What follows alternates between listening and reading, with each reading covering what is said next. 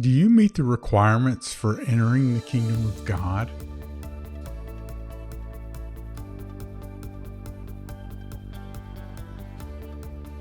Hi, I'm Mike Henry Sr. with Follower of One. Thanks for joining me again today on the Follower of One podcast.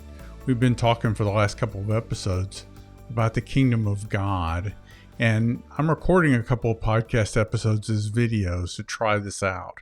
And so this is one of those. If you're seeing this, then great. The experiment worked. And if you're just listening to it on audio, either check out the video or know that I gave up doing videos. Today, our passage is Luke chapter 18, verses 24 and 25.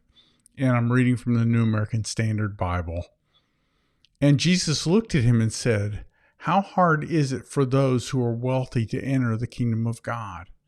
For it is easier for a camel to go through the eye of a needle than for a rich man to enter the kingdom of God." So in our previous episode, and in just a few verses before this actually, Jesus is interacting with people and the children are trying to get to him and the disciples stop them. And Jesus said, no, the kingdom of God belongs to people like this, to people like the children who are innocently trying to come to Jesus. And then right on the heels of that, this rich man comes up to Jesus and asks him how to get to heaven. And Jesus tells that man to sell everything he has, and the man walks away sad.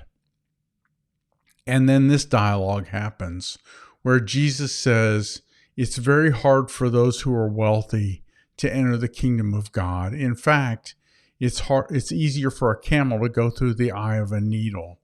And I believe that the disciples understood that to mean that it was impossible, because Jesus goes on to say, what is impossible with men is possible with God. God can make things like this happen. So it's not impossible because of what God does, but it is seemingly impossible based on our limitations. This is part of the reason why I used the phrase last episode where I talked about having this innocent trust. We want to turn up the knob on our innocent trust. We want to have this blind, innocent trusting of Jesus. It's not blind because we don't see the things around us. It's blind because we concentrate on Jesus. The more innocent our trust is, the easier it is for us to inherit, to belong to join the kingdom of God. But the more we trust our own resources and our own assets, the harder it is for us to enter the kingdom of God. And I believe that's the comparison that Jesus is making here. He's challenging his believers for all time not to let their wealth become the answer to their problems. Let Jesus be the answer to our problems. It requires an abundant mindset. It requires us to think differently about the way that we live and the way that we act. I confess my own income and my own savings becomes a god for me from time to time. I do things because I do or don't have the money. That seems to be the wrong choice. I want to trust Jesus all out. I want to have that innocent trust. And Jesus knows that it's hard, but he's made provision for even us who have a lot. And yes, most of the people listening to our podcast have a lot.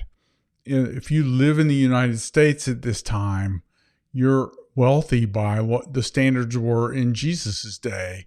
And so I want to challenge all of us to ask Jesus today, ask him to show you where you need to trust him more. And whatever action he gives you, let's do that. Let's go one notch further. Maybe you need to give something away. Maybe you need to go out of your way to help someone else. Maybe we need to stop grasping so tightly to our own time and give some of that away to other people. Let's take a moment and be a blessing to the people around us today, simply because we follow Jesus. Thank you for being a marketplace minister, and thank you for considering how your faith can make an eternal difference. What we do because we follow Jesus matters forever, and what we do because we trust him matters too. Thanks very much for being a marketplace minister and for considering how your faith can make a difference in the lives of every person you know. Thanks very much.